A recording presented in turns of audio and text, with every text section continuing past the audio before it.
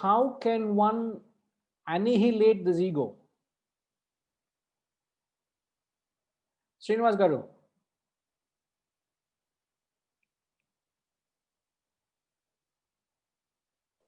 Yes, sir. Namaskaram, Guruji. Namaskar. I have, before answering to the point, I would like to put across the challenge as in a businessman in this field for last 30 years. The fundamental challenge which from morning to evening come across in the people management is more about ego management. And that's the crux of the challenge. We start the day with the internal teams or an external teams. The sufferings, the challenges which we go through, the best of the intellectuals are getting surrendered with the ego, having knowingly, unknowingly what they possess it. And knowingly, unknowingly, the people who are dealing with him not able to deal. We lost quite a lot of opportunities, brought quite a lot of conflicts, which are just as simple as that. You are not wished him properly. In the mail, you are not been addressed properly. You are not taken care of the understanding of things. So my request to Guruji, whenever you get an opportunity in dealing with this current generation IIT or IMM, the people wherever I could see the young generations, they're absolutely clueless how to first they have to behave themselves in handling their ego. First, they need to recognize it and respecting and reacting to the egos of the others, which is the fundamental and the most crux of the challenge which we see. They may be very good in technology. Not the challenge for us is managing the business, managing the technology, managing the finance, the managing the people becoming a real challenge. In that, the first and fundamental fact comes in the ego. The first thing which we address it. And I practiced, I succeeded. Wherever my colleagues got failed, I'm not proving myself that I'm better, but wherever I could able to turn around, just as you said that either we do the fanning or you be more of responsive than the reactive. Yep. Just take that bit of the salt, pinch of salt of that particular moment. We could able to succeed. That moment, that simple fraction of moment makes a huge difference. Either you're responding or reacting. So my request and my thing is that kindly take up this as one of the fundamental when we're taking up the classes towards self-management. Yeah. The self-management, particularly when you use the word ego, I think that's more predominantly gets into the minds of the people because that is becoming a more standpoint and generic word that people get connected there. Yeah. Managing self is nothing but I think the more we need to see how we can handle our ego. I think that's what my request you to put forward my views. Greatly appreciate and seriously take note of your valuable comments, G. I will, whenever we're doing any kind of workshop or any kind of a seminar, or it's a very pertinent thing because it makes or breaks a relationship or anything for that matter out there. Everything pings on this, how you handle your own ego, and how you position yourself with your relationship with the world. It really matters. That's right. Seriously. Thank you. Much appreciated, sir. Much appreciated. Thank you. Thank you.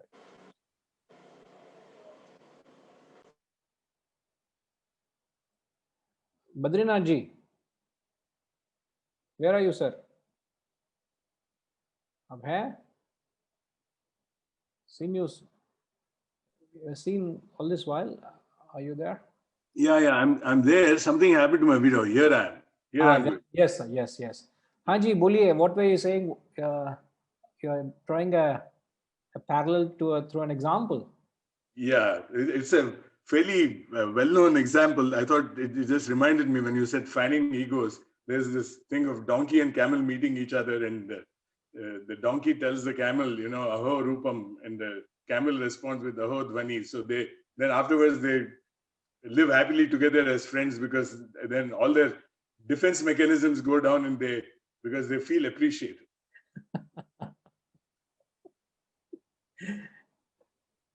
So camel is telling a donkey, aho? Aho dhvani. Can you explain what it means? Praising the donkey's voice. So there you go. So there's no harm praising even a donkey. So you will win even over donkeys. And then the donkey is saying the camel, aho rupam. Yeah. You look very beautiful. So they happily lived ever after. Yeah. So simple principle, life can go on, isn't it? Very beautiful, sir. All right. So, Badrinath, I'm still with you. If I can hold on to you, how does one go about annihilating or conquering such a, as Srinivas Reddy Garu just mentioned, of the challenge in life perhaps is how we deal with this ego. So how does one go about annihilating it? Annihilating perhaps is a very powerful word. How does one go about conquering it or overcoming ego? Any ideas? See, you mentioned, ego comes from separation with the whole. Now, when you start identifying yourself with the whole, then you see the boundaries of your own capabilities. So when you see the boundaries of your own capabilities, then you look at yourself with better understanding and better perspective. It doesn't mean that you put yourself down, but you have a better perspective of yourself with the rest of the world. It's like, if you are the foreground, the world is the background, and the foreground doesn't exist independently of the background, So you understand that. So, and Yes. that is, I think, the starting point of trying to, conquer an inflated ego. We all have egos, and in fact, without an ego, you can't act in the world. But an inflated ego is the problem. Yeah, I mean, I'm talking about the relative ego. Without a relative ego, really, you can't act in the world. Okay, but Why do you say that? Why do you say that? Do you see, because throughout the analysis, if you agree with me that throughout the concept we have analyzed that ego as a force which only creates hiccups. right. So then how would you say that you need to have ego? Because you need to have a sense of identity with yourself, which is what I call the minimal ego, in order to act in the world. So if somebody asks you, what are you in this company? You say, I'm the chairman of this organization. That's not being egoistic, you're just being factual. Yeah, but it's well, I'm calling that as the minimal ego and the acceptable ego. Where you in the Shastras, we will not accept even minuscule ego. Out. Why I'm saying that is that the language, the discussion, the concept itself doesn't accommodate, because it is used on a negative note. Now, I can agree with you coming from a corporate side or from a layman's perspective. You say a minimalistic ego or a certain amount of ego is essential, but you can be very confident. A self-confident person doesn't mean he's egoistic. Or just being factual of what you are or what you achieved is also not being egoistic, isn't it? Yeah, I think we are maybe the problem is with terminology. I'm correct with personality. You can't not have a personality. Correct. Yeah, so that's what I meant. By meant a personality. Yes, no, I just wanted to be sure, because we don't want to conclude saying that it's right to have an ego. So I just wanted to correct because of the term and the context we have used. But I think you have said beautifully, and I really like the way you said what did you use the word? That which was at the forefront cannot exist without the background. Yeah. Background. Absolutely. So beautiful concept. So you are just a part. So beautifully said that you can only, one of the powerful ways of annihilating ego is to go through the reverse process of what created it. Exactly the opposite. So what creates it is lack of identification with the totality. So the moment you spare a thought and start realizing that I am a part and exist in a totality, start identifying with it. But it takes a lot to come to that realization itself. So even to come to that realization where you start thinking and questioning about life, experience teaches a lot till then. I've noticed that science also helps you teach that, because for instance, if you are fond of physics, for instance, you start looking at the universe, the totality of it, and then you see yourself as a part of that. You are nothing but a configuration of elements, you're stardust, as they say. Okay, Yeah. so you identify yourself with the stars. So if you can do that with the universe, why can't you do that with the rest of humanity? Absolutely. Yeah. No, absolutely. In fact, sir, when we say, I've narrated this observation, you go into a planetarium, the entire, our planetary system is almost a speck of dust in the entire cosmos, isn't it? Right. If our planetary system is a speck of dust, where is the planet sun? Where is the planet earth? Sorry, the sun, the planet earth. Where is a nation? Where is the continent, nation, your state? Where are we? Man, not even dust. And yet this insignificant existence has a big fat ego. This is the audacity that you have in individuality, the jiva, isn't it? You just have to look up at the night sky and you'll know where you stand. Absolutely. Absolutely. In fact, as the very setup of a classroom, the tradition, and our tradition is, in our culture, a guru is always placed at a higher pedestal and a student sits at a lower pedestal. So when the student sits at a lower pedestal, he looks up to the master. So when you look up towards anything, you always gain, because it inculcates an attitude of learning, reverence, respect, devotion, and surrender. The moment you look down on someone, as the language also suggests, there is an air of arrogance or ego or superiority.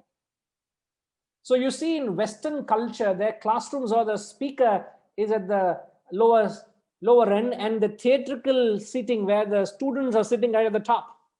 In any university, you find that. But in our culture, is the other way around. So even the way the classrooms are set up,